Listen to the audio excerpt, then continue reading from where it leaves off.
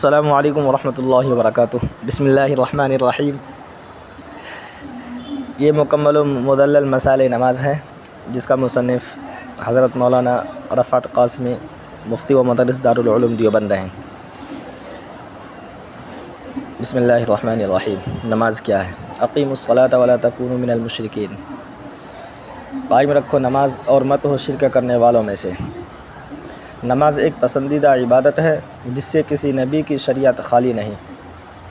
حضرت آدم علیہ نبینا و علیہ الصلاۃ والسلام سے اس وقت تک تمام رسولوں کی امت پر نماز فرض تھی۔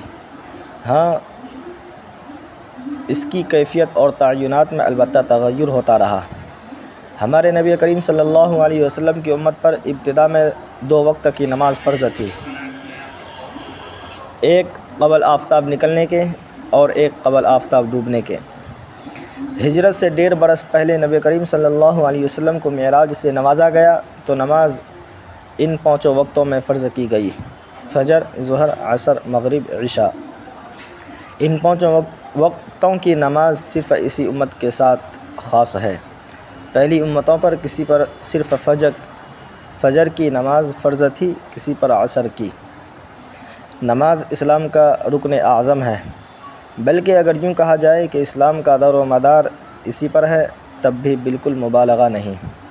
ہر مسلمان عاقل بالغ پر ہر روز 5 وقت نماز فرض عین ہے، امیر ہو یا فقیر، تندرست ہو یا مریض، مسافر ہو یا مقیم، یہاں تک کہ دشمن کے مقابلہ میں جب لڑائی کی آگ بھڑک رہی ہو اس وقت بھی اس کا چھوڑنا جائز نہیں۔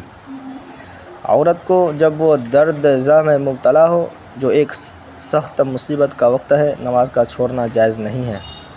جو شخص نماز کی فرضیت کا انکار کرے وہ یقیناً کافر ہے۔ نماز کی تاکید اور فضائل سے قرآن مجید اور احادیث کے مبارک صفحات لبریز ہیں۔ کسی اور عبادت کی اس قدر سخت تاکید شریعت میں نہیں۔ نبی کریم صلی اللہ علیہ وسلم کے جلیل القدر صحابہ نماز چھوڑنے والے کو کافر مانتے ہیں۔ امیر المؤمنین حضرت عمر فاروق رضی اللہ عنہ جیسے جلیل القدر فقیہ صحابی کا بھی یہی قول ہے، اور امام احمد رحمۃ اللہ علیہ کا بھی یہی مسلک ہے۔ امام شافعی بھی اس کے قتل کا فتویٰ دیتے ہیں۔ ہمارے امام اعظم رحمۃ اللہ علیہ اگرچہ اس کے کفر کے قائل نہیں ہیں، مگر ان کے نزدیک بھی نماز چھوڑنے والے کے سخت ترین تعزیر ہے۔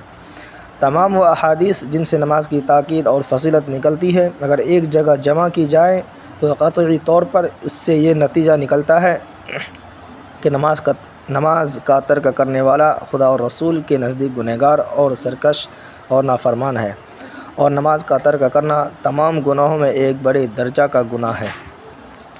صلاۃ کے معنی۔ لغت میں صلاۃ کے معنی دعا کے ہیں، اور شرعی اصطلاح میں صلاۃ اس خاص عبادت کا نام ہے جو ارکان و شرائط کے ساتھ چند مخصوص اقوال و افعال کی صورت میں ادا کی جاتی ہے، جس کی ابتدا تکبیر سے ہوتی ہے اور اختتام سلام پر ہوتا ہے۔ فارسی اور اردو میں بھی اس کو نماز کہتے ہیں۔